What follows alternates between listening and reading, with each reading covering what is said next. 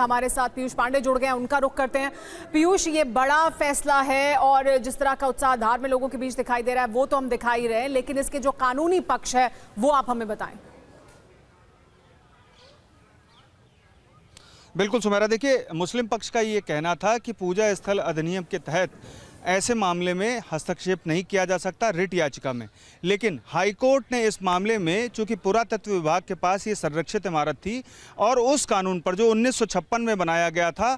ऐतिहासिक इमारतों को संरक्षित करने के लिए, वो माना है। और UEM जयपुर एक आदर्श लक्ष्य है। भावी छात्रों के लिए अच्छी नौकरी, भविष्य के लिए तैयार कौशल के साथ अच्छी शिक्षा। और साफ तौर पर यह कहा है कि जो ASI की रिपोर्ट है वो पुख्ता है और सही है और उसकी ओर से जो तथ्य पेश किए गए वो बिल्कुल सही हैं। तो ऐसी स्थिति में हम 2003 का जो ASI का आदेश था वो क्वाश कर रहे हैं, रद्द कर रहे हैं, जिसमें सीधे तौर पर नमाज की इजाज़त दी गई थी और वहाँ पर पूजा को प्रतिबंधित किया गया था। लेकिन बाद में ये मसला सुप्रीम कोर्ट तक पहुँचा और अभी हाल ही में सुप्रीम कोर्ट ने तय किया था कि पहले वहाँ पर पूजा होगी 1 बजे तक और उस 1 से 3 तक का नमाज का वक्त दिया गया था। तो ऐसी स्थितियों के मद्देनज़र हाईकोर्ट ने आज फैसला दिया है और उस फैसले में सीधे तौर पर यह भी कहा गया है कि जो प्रत्यावेदन दिया गया है हिंदू पक्ष की तरफ से भारत सरकार को कि इंग्लैंड के म्यूजियम में जो सरस्वती माँ की प्रतिमा रखी हुई है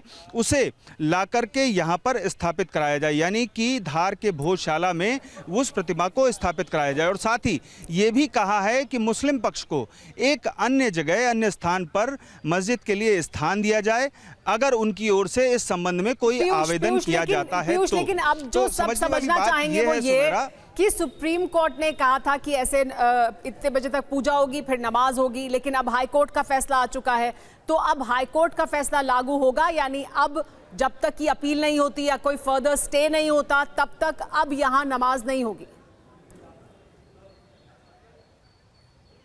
बिल्कुल सुमेरा, देखिए सुप्रीम कोर्ट ने जो फैसला दिया था वो इन आधारों पर दिया था कि वहाँ पर जो स्थितियां हैं वो बहुत ख़राब हो सकती हैं, कानून व्यवस्था ख़राब हो सकती है। तो वो एक एंटरिम ऑर्डर था और मामला पूरा हाईकोर्ट के पास चूंकि लंबित था तो सुप्रीम कोर्ट ने उन्हें निपटारा करने का निर्देश भी दिया था और उसी के तहत आज हाईकोर्ट का फैसला आया है। और हाईकोर्ट ने ये साफ कर दिया है चूँकि ये एक संरक्षित इमारत है और ASI के पास जो तथ्य है, जो रिपोर्ट है, वो ये स्पष्ट करती है कि भोजशाला एक हिंदू देवी स्थान है जहां पर हिंदुओं को पूजा की इजाजत मिलनी चाहिए। यही वजह है कि 2003 शुभम, सीधे उनका रुख कर लेते हैं। पीयूष, एक बार उनसे भी बात करते हैं क्योंकि वो वहां पर जो लोग हैं स्थानीय उनके साथ मौजूद हैं। शुभम, देखिए जो अब